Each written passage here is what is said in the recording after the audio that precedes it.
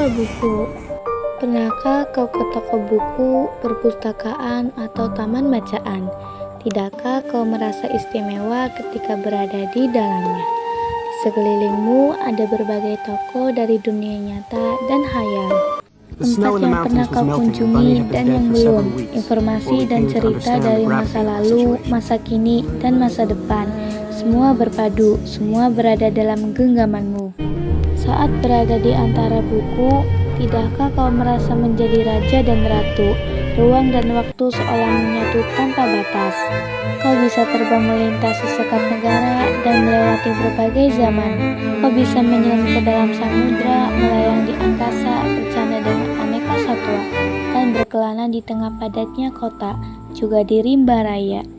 Kau tahu, buku adalah jendela dunia, kunci pengetahuan, dan pintu wawasan.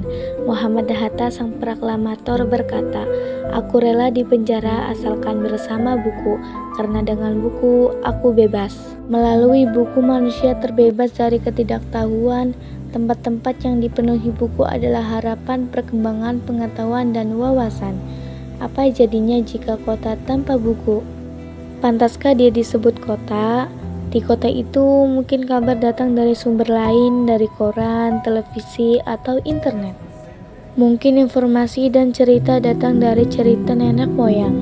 Bagai dongeng-dongeng sebelum tidur, irama warganya pun tiada beda.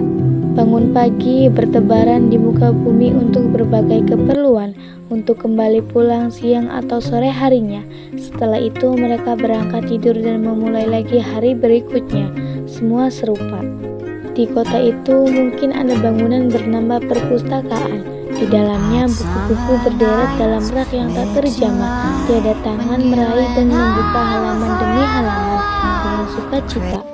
Mungkin juga ada tumpukan buku di sudut-sudut sekolah yang sepi dan berdebu. Jarang dikunjungi, jarang dibaca, buku-buku di sana teronggok tanpa nyawa. Bagaimana dengan kotamu?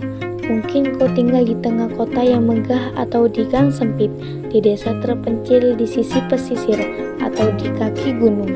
Adakah perpustakaan, taman bacaan, atau toko buku di dekat rumahmu? Jika ada, apakah tempat itu menjadi wadah berkumpulnya anak-anak dan warna menjadi pusat perkembangan wawasan dan pengetahuan? Atau hanya menjadi pajangan? Maukah kau menjadi seorang yang menghidupkannya? Kau bisa mengunjungi dan mengajak teman-teman membaca dan berbagi cerita di sana. Jadikan tempat itu sumber dan pengetahuan. Jika tempat itu belum ada, maka kau menjadi orang mulai menghadirkannya. Kau bisa memulainya dari sebuah sudut di teras rumahmu. Ajak teman-temanmu memulai langkah baru. Jangan biarkan waktu berlalu tanpa buku. Siapapun dirimu, bersahabatlah dengan buku. Dia akan menjadi teman setiamu sepanjang waktu.